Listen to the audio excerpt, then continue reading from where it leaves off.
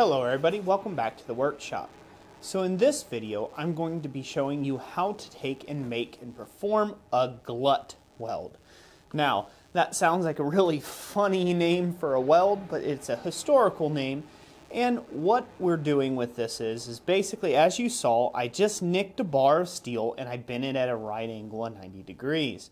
Obviously that left a little area there that is now a weak point and a shallow spot that I am going to now glut weld. The glut weld refers to the extra bit of bar that I'm going to come and put into that corner to weld up to become the new corner of the bar. So this weld is a very interesting weld. I don't find reason to do this weld very often, if at all. I think I've done maybe 6 of them in my entire career as a blacksmith, and it's all been more or less just fooling around. So here's hoping that I'll be able to get it to weld first try this time around. We'll see. Like I said, it's been a while since I've done them. So the main trick to this weld is that we're going to have to use our far side square corner to take and back up the weld ever so slightly.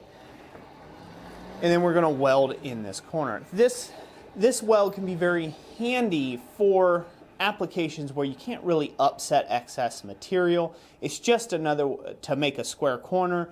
Maybe that's not the desired effect. This is just one more way that you can take and make a square corner on something to great effect. Also, if you're real careful with your forging and you pay real close attention to your forging, you may be fortunate enough to be able to weld in something like that. And so now you have this 3-legged piece, you know, where you've got a piece that's coming upright and a square. So that can be a handy weld to learn just for those purposes. The hardest part about this is getting this first initial stick and weld. Once it's welded, then you can come back in at the anvil and dress up the corner with multiple welding heats once it's stuck and you broke off the excess bar. But until you get to that point, it's a little bit tricky. So I'm trying to take and bring up both these pieces to a welding heat without a ton of extra airflow in the fire.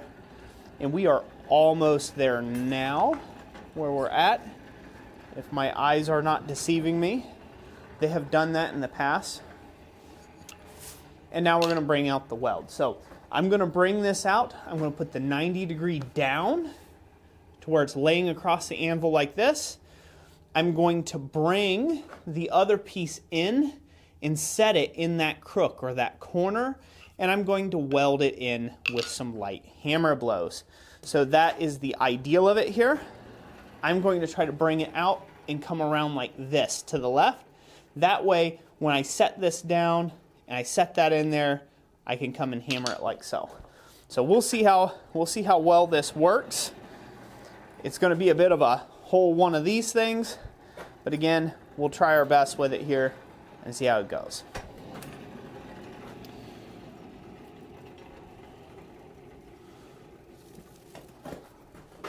I don't think that's hot enough, and most likely it's not. It welded just a little bit. So now we're going to twist this piece off, and we just got it stuck on there. It's just barely stuck on there.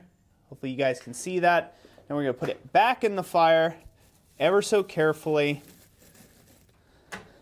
and we're going to bring it up to another full welding heat with the glut portion of the weld pointed down. So you guys can see how quickly that transpired. One thing I didn't mention is this piece is 12 mil square or 1/2 inch square bar stock, and that's kind of about the limit that you're going to be able to do this type of weld with. You could probably try it a little smaller, but again, there's not really any point in doing anything that small with this type of weld. This is usually done on a lot larger stock, when making an upset 90-degree corner would not be advantageous. You could do a glut weld like this. So I'm going to set this bar off the side. I'm going to pay attention to my fire here, bring this piece back up to good heat. And then we're going to bring it to the top. We're going to keep reinforcing that weld by some back face hammer blows like this. with a really light hammer. This is a 16 ounce or a little 1 pound hammer here. We're going to keep reinforcing that initial weld, and then we're going to take and come down from on top and weld down the other plane of this weld. So this is going to take several welding heats to do this, but hopefully the result will be well worth it. Anytime you're doing welding, it's just good to make sure you go through each one of the steps of the welding process very methodically, and you will be just fine, and you will make the welds happen. Watch your airflow once you're getting up to heat, and once you're up to temperature. Again, pay very close attention to this, and you'll be perfectly fine.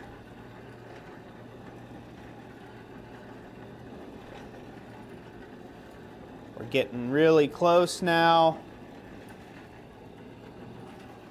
As we come up to temperature, it's going to disappear. The steel will disappear or look like it just almost melts into the backdrop. It not literally melting, but it'll disappear in the back.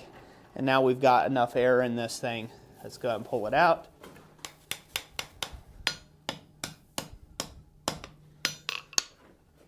I broke it loose from the one side because I went too quick with it. Get it back in the fire. Let's try this again.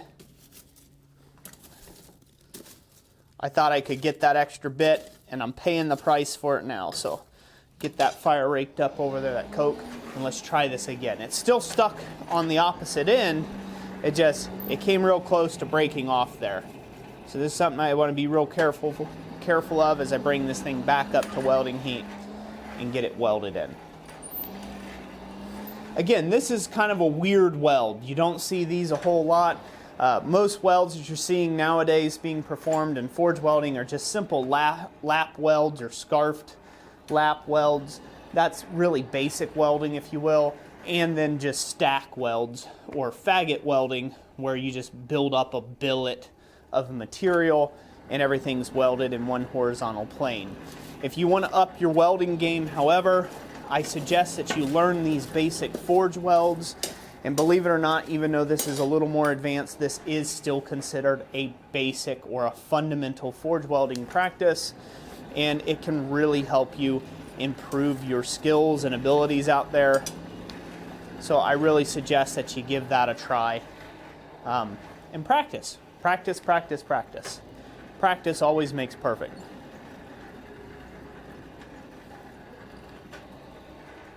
So as I've said before, one of the biggest contributing factors to you not being able to take and make a good forge weld usually comes down to not the cleanliness of the fire, not the type of forging medium that you're forging in, but the time it takes from the forge to the anvil in your first welding blows is usually the problem with most welds. It's a speedy process. You got to get it done fairly fast. So now I think I'm basically back up to a good welding heat. It's looking like it. If you notice, there's no sparks in the fire. That means I've got a good oxygen reduced fire. I'm going to pull this piece out.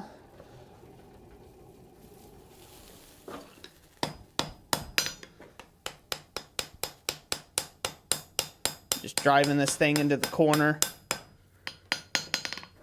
That's good. It's definitely welded to the front side, but now we need to weld it to this back side. So I'm going to heat it up again. But before I do that, this is one of those rare occurrences where a little bit of flux is going to go a long way for you. Take and get just a little bit of flux, and if you'll notice, there's a crack right there. That's an area that we can get some weld, or we can have a problem with it welding in. So it doesn't take a lot of flux, just a little bit, and it will wick through there through capillary action. But it's welded on the front side, so that's good. Now we just need to get it to weld into this back side, and then we can start forging on this and getting it shaped up like a square corner. So I'm trying to film this as close to straight through as I can for you, so this way you all can get a good idea of how long this process should take to get this welded in and what the final result will be. I want you all to be able to do this in your own forges. And so therefore you're seeing kind of the real life triumphs and struggles of welding. That's why I've done a lot of the videos around this topic, of which I'll link in the description down below, of all the different welds so far with this forge welding series I've been doing here lately. I've been leaving in some of the blunders, some of the things where I come out, it wasn't on time, it wasn't the correct temp, right? Maybe the piece was too scaled up, maybe I needed to brush, maybe the scarfs weren't lined up, this, that, what have you. I've been leaving that in because that is just true about welding. And it doesn't matter if you're a master smith one day, you will still make these blunders and these mess ups about welding, because unlike anything else in the forging experience, welds are super critical to time. You have to bam, bam, bam, bam, get at it, right? Like you have to get after it, and your blows have got to be accurate and on point. And even though I can forge weld really well, and I would put my forge welding abilities against the best of them, that's not really the point. Even though I can do that, I still have trouble making welds sometimes. I come out, it's like, oh, it's not fast enough. Or I come out and I'm like, oh, I had too much junk on it. I should have brushed it, or I should have sprinkled a little flux into that toe before I tried to weld it in, because it didn't weld in and I thinned the piece. So this is all part of the learning process. We are all learning here on YouTube and as a blacksmithing community. And as soon as you stop learning, you're dead, basically. I will be a lifetime learner and a lifetime instructor of blacksmithing as long as the good Lord wills it. So I bring this corner back up to heat. I'll also take this moment to thank my sponsors. And if you have made it this far in the video, the secret passcode word today is Glut Welds are fun.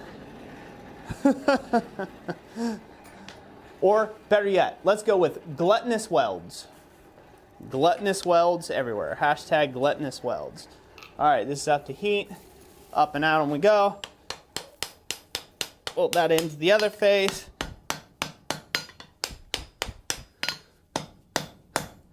Let's start upsetting this block down.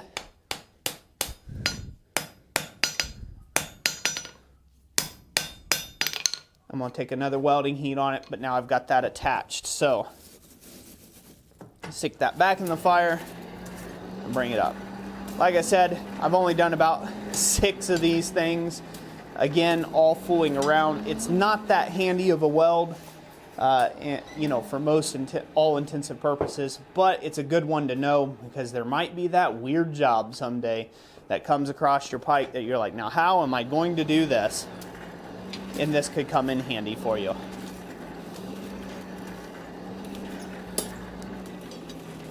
If you would like to become a sponsor of this channel, a great way for you doing that is checking out our website over at blacksmithpdfs.com, by the way.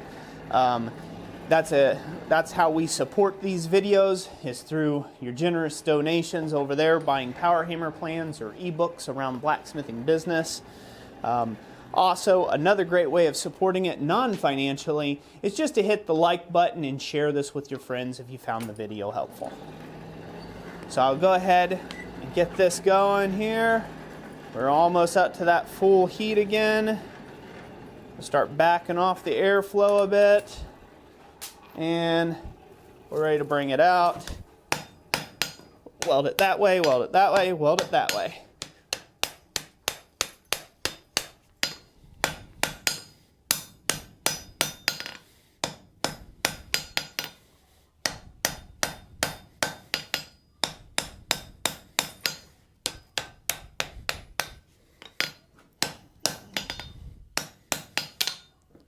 All right, take this up one more time, and that's where I'm going to call it.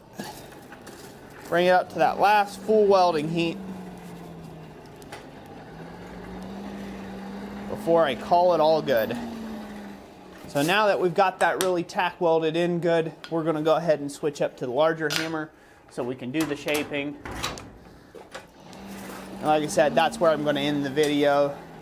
You guys don't have to see the entire shaping process. Basically, you just keep that corner at a welding heat and you keep pushing it to a 90-degree angle. So you want to get this 90 and then get the weld surfaces cleaned up.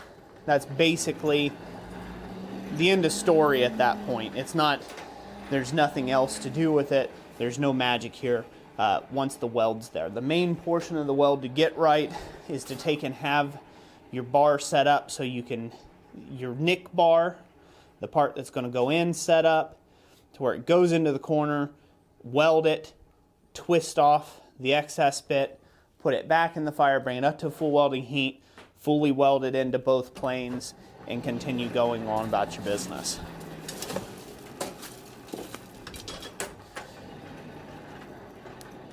So we're almost there, up to heat again.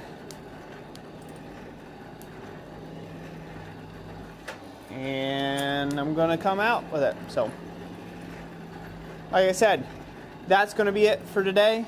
Thank you so much for joining us. God bless you, and we will catch you on the next one.